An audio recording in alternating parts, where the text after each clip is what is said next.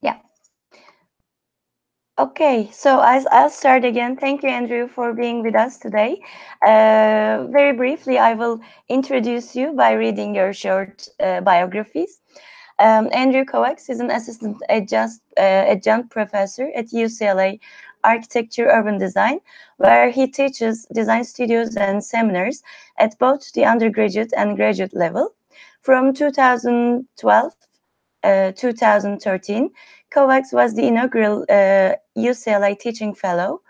Kovacs studied architecture at Syracuse University, Bachelor of Architecture, the Architecture Association in London, and Princeton University, Masters of Architecture.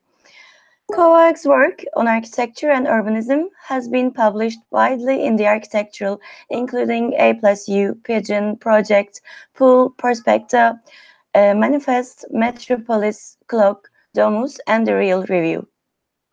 Additionally, Kovacs is the creator and the curator of Archive of Affinities, a widely viewed website devoted to the collection and display of architectural B-sides.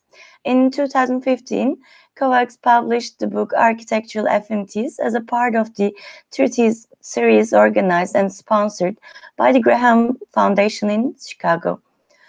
Kovacs Design Studio, Office Kovacs, works on projects at all scales from books, exhibitions, temporary installations, interiors, homes, speculative architectural proposals, and public architecture competitions.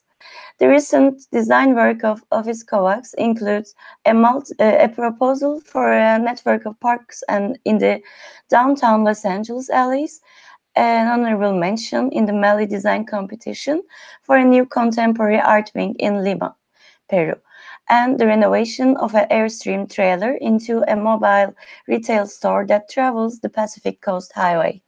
Well, Andrew, thank you so much again. And now I'm leaving the microphone to you. Okay, thank you.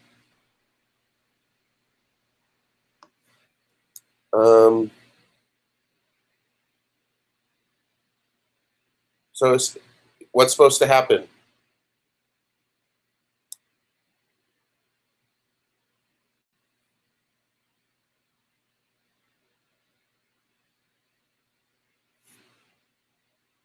Hello?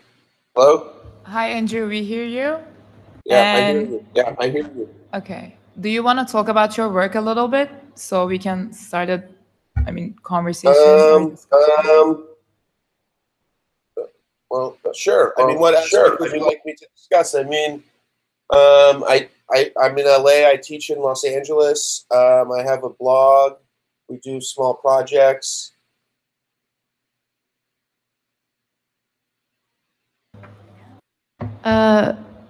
Your blog is quite well known amongst architecture students, so maybe you could talk about how the images that you find and share with everyone play into the work that you actually make and what goes into the selection of those images. Okay, so Archive of Affinities is it was started when I was a graduate student, and I just began collecting images that I found interesting for whatever reason. Usually it related to projects that I was working on at the time.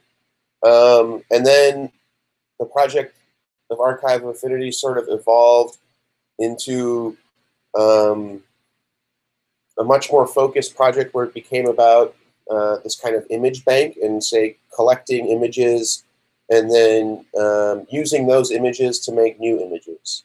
And that, at first, was a bunch of, you could say, thought experiments or speculations, and then kind of led into other, say, architectural proposals competitions. One of the things that sort of happened when I was kind of doing this blog and sort of shifting into thinking about making, say, quote-unquote, realer projects, is that there was, I guess, two things. One was the scanner, because I was scanning all these images I was collecting them. I wasn't, say, finding them on the internet, but rather putting them on the internet. And then the other was, say, the kind of idea of a ready-made or a found object, which is obviously a kind of old idea or trope, especially in art. So the kind of mix of those two things, I would say, kind of also kind of combined with collecting, sort of led to this mode of working. If that sort of explains it or answers your question.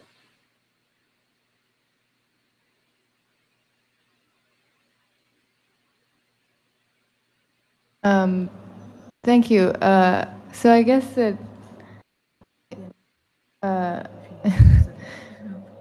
your kind of blog and Instagram feed contributes to this kind of endless production of images that the internet encourages. Just wondering how you feel about that. And what happens to those images when you put them on the internet, and then potentially the kind of metadata that's associated with them kind of gets eaten at every time it's reproduced. What happens to the architecture? Yeah. I don't know what happens to it. I think that the internet is just a kind of platform for me to be able to share these images and also store them and have easy kind of access to them for myself. In some ways, I think also, I don't know, architects or maybe even people in general are sort of powerless in a way to kind of the impact of the internet. I mean, look, you're in Venice at the Turkish Pavilion at 5 o'clock your time, and I'm in Los Angeles at 8:23 a.m. here, and we're having a conversation about architecture. Like the way we're doing it, like 15, 20 years ago, 30 years ago, wouldn't have been possible. So.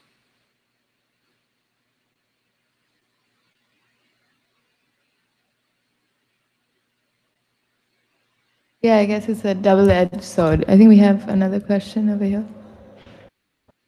Yeah, I'm gonna talk about the archive project you have done, but first I'm gonna. You should know, probably you know, there is this. There was this exhibition in Freud Museum in London by Susan Healer. It was kind of an old exhibition. Sorry? When was it? As far as I remember, it was 1997 or 9. I don't know it. Okay, it was about the Jewish community in Europe. Okay. It was about the Jewish community and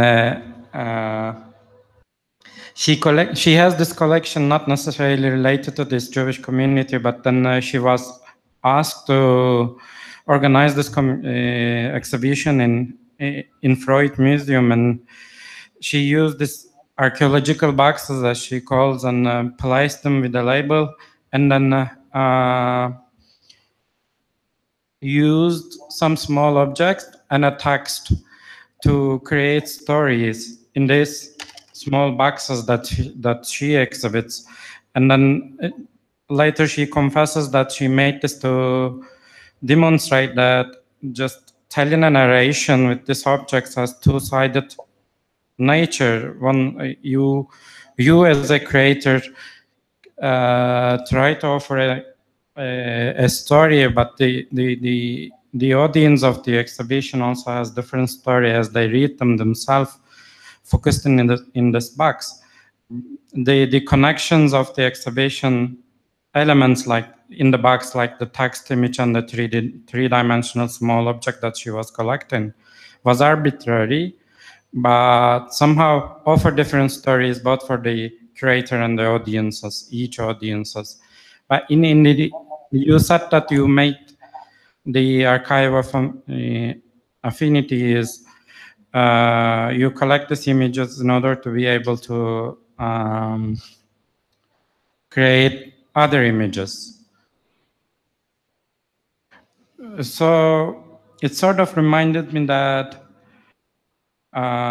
just processing of these different images into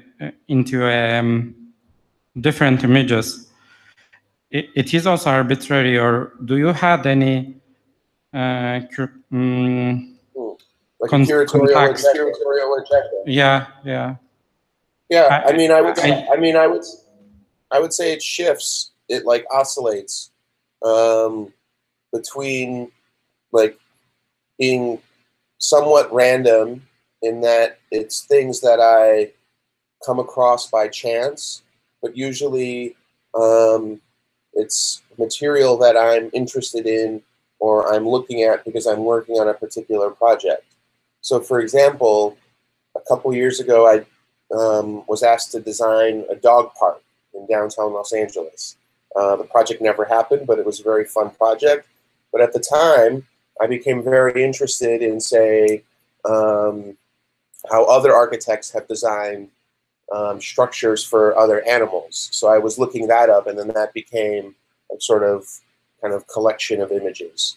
So I would say that like there's a kind of loose theme of things that I'm interested in at the time, kind of combined with a sort of element of randomness of what or chance rather, of what I can find, and how those two things kind of rub up against each other.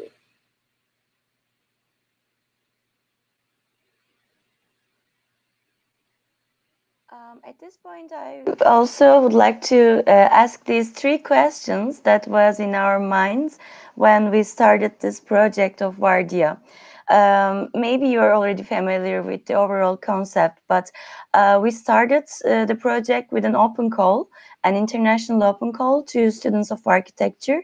The group you are seeing in the pavilion right now were actually selected through out of these open call results. And there was three initial questions in our minds, which are: why does the biennial exist? What does the biennial do? And for whom does the biennial exist? So for these three questions, each of these participants replied us by shooting short videos and stating their own positions and manifesting themselves. And now we would like to ask you these questions as well. What are your comments about the reason of biennials are still existing in the 21st century? We're still going meeting in Venice, whether through digital technologies or by our own physical presence there. What would you like to say about this? Well, I think biennials exist because architecture still exists, and it's a way, or it's a forum or a venue for people that are in architecture and interested in architecture to have a platform to discuss architecture. So I think the third question was who are biennials for? And I think they should be for a broader public, but they generally end up becoming for the people that are involved in the biennials to have a conversation with each other. And I think that that's productive to a degree, in that it allows a kind of conversation across many different geographies, environments, etc., for people to not only show and display their work, but also have a discussion about their work with others, and hopefully like-minded people. I'm not sure remind me again, what was the second question, the middle question?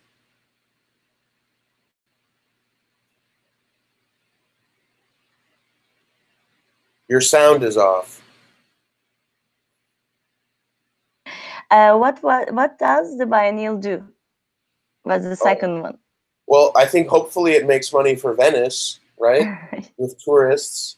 And hopefully it gives everyone a platform to communicate their ideas. That's what I would say. Yeah. Okay. Thank you. And guys in Venice, would you like to add some other questions? And please engage and feel free. I think their microphone is off. And now it's on.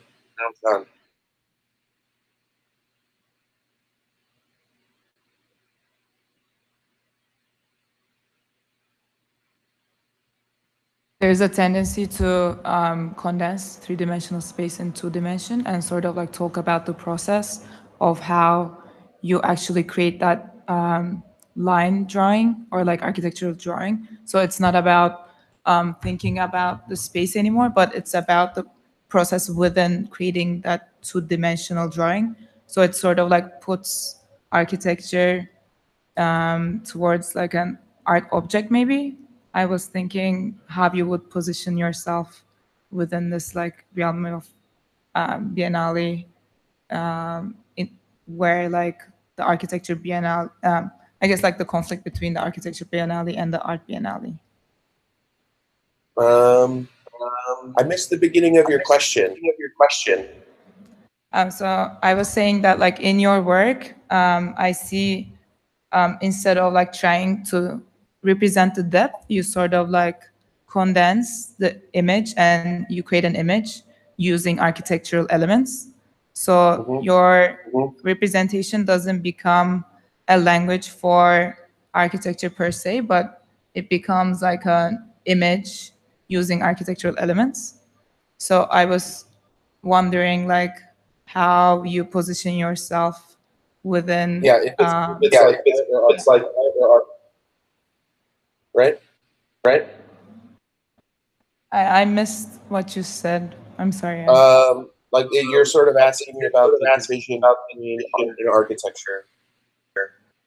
I guess, yeah. Well, I mean, I guess the way I would think about it is that I guess I'm still a kind of young architect, and I haven't been doing this very long on my own for myself. So in that sense, many of the projects are kind of experimental and for competitions or just as kind of speculations. So in that sense, I think that their life is not really to become necessarily architecture, but they end up living or existing as images or as objects. So then I think there is a kind of aspect of understanding that type of work through a kind of artistic lens. But at the same time, I would say my goal is ultimately to try and realize these things in the world. So I think it's a good question about the division between the two. And maybe what I'm trying to do in my work is say collapse the distinction between them. That maybe there really shouldn't be too much of a difference between the two, where that we can sort of start to think of them as one and the same. I don't know if that makes sense.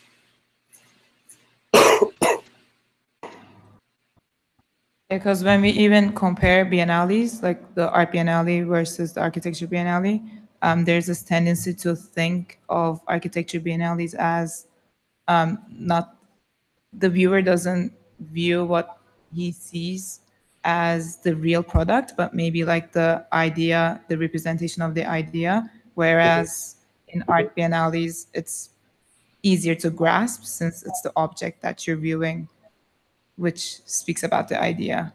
So do you agree with that with your work? Oh, I don't know. I don't. I mean, I think it's a very interesting question. It's a very interesting question, and I think it's certainly something that, in producing the work that I produce, we struggle to think about that distinction. I don't have any grand or big ideas about the distinction between the two.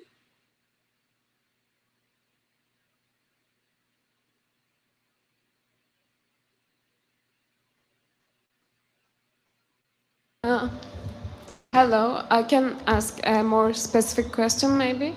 I saw from some of your works, it took my attention that you are using some basic instructions while explaining your work, and it was like I thought maybe what are you producing is and what are you using as a medium is not your images, but maybe those instructions which can make the process itself a product. Would you consider the instructions as your medium, or sometimes maybe?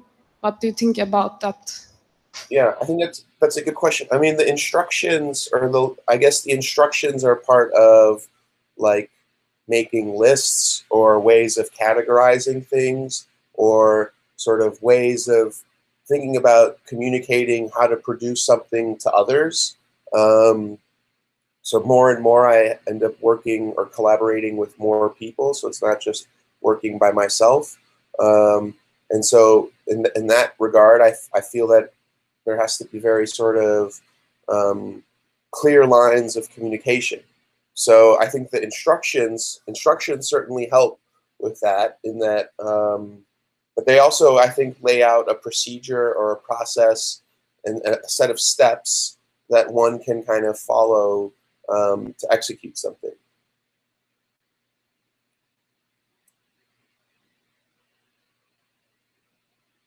Or do you choose it as a reductionist way, maybe, or to make it more simple, more basic, taken to the basics? Do you have such a preference? Yeah, I think that's a good question. I think it's I might not use the word reductionist or simple, but I would use the word, say, accessible or understandable. That that the work can become accessible or easily grasped by a broader audience, hopefully outside of architects.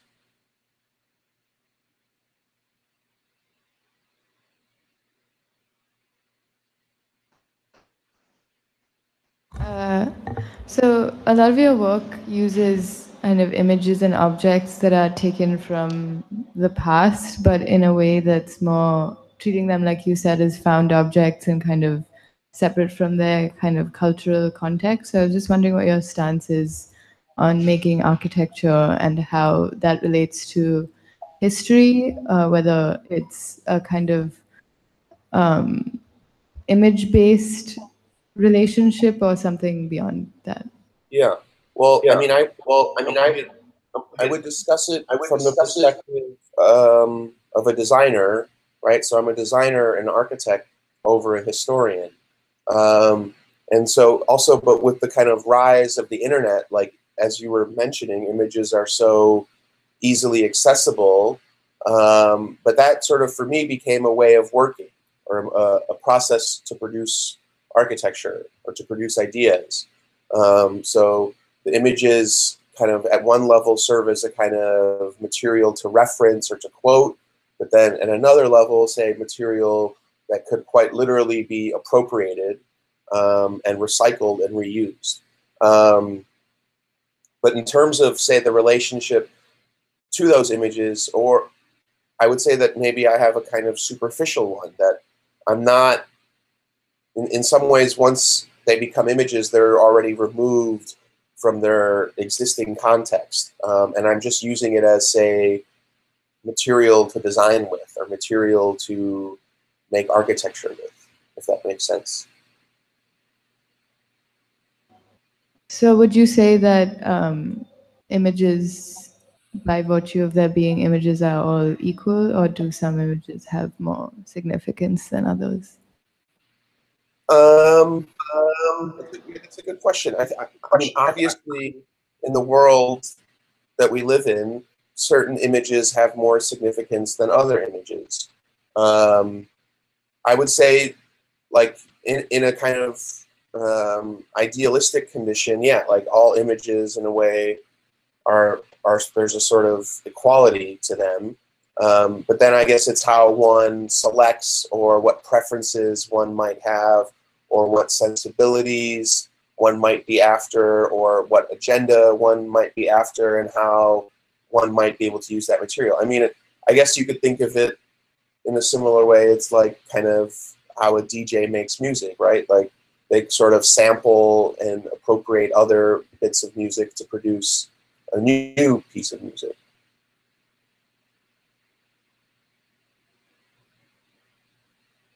Yeah, I guess I was thinking of it more about kind of the agency of the content of the image rather than the agency of the person who's playing with the images, but that's an interesting perspective.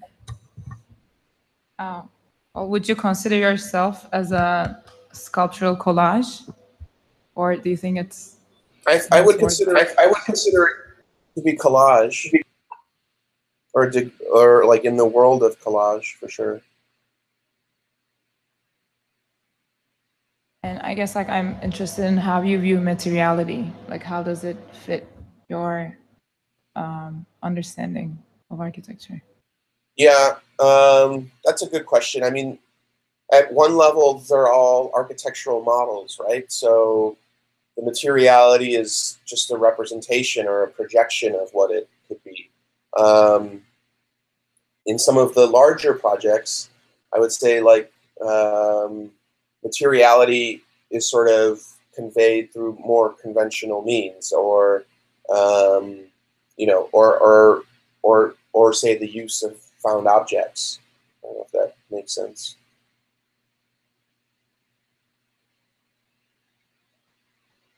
Well, maybe I can add a follow-up question. In your work, particularly when I see the gallery, Instagram gallery of architecture of affinities, first of all, I really have to say that I'm really fond of this account, so I'm following all the time. But as one of the questions was focusing on that,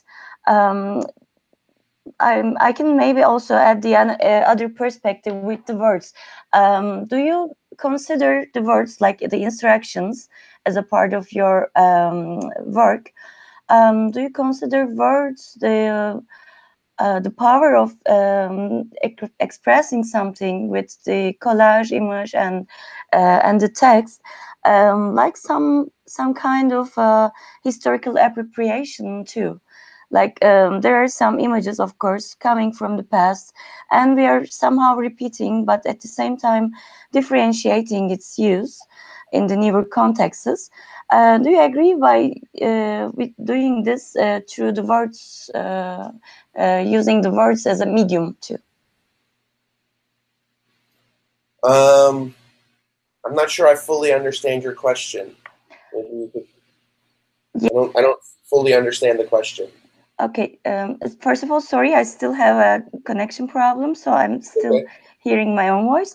I was saying that sometimes we are using images as if they are some found objects, like a cultural relics of the previous architectural works and criticism, etc. So, do you also consider some of the words and wordings, like playing with language, also a historical relic for architecture? Do you use them in a critical context? Yeah, I mean, I think it's a good question. Thank you for the question. I would say that you know, with the rise of the internet, so much more information and material is instantly and easily available to many more people than it was in previous eras. And so I think what that then does is gives people a whole new set of material to be creative with, right? And so words are part of that, images are part of that, historical images, whether one is referencing them in a serious way or intentional way or an unintentional way. I think all of that is on the table, and I think in some ways everybody, at least in art, or everybody in some ways, I think is trying to work through that, what that all means for architecture today, right? Like, I think that people are starting to see that the profession is changing, and the roles are also how we design is changing, and role of architects is changing, while at the same time we have this kind of new instant and huge reservoir of information, be it images or words, etc. So I don't know. I think it's like I think it's something many people are trying to work through at the moment. Well, Andrew, thank you so much. Guys, if you don't have any other questions, maybe we can stop for here. And I have one last question, maybe. Yeah, okay, yeah, please. Okay, please. I mean, through the use of color and the form, your work sort of references, or is, to me, it's influence from like the kawaii culture, like the Japanese kawaii, making it cuter, and sort of like plays the idea of like playing with the cuteness. I was wondering, like, what's your drive behind it? Sure.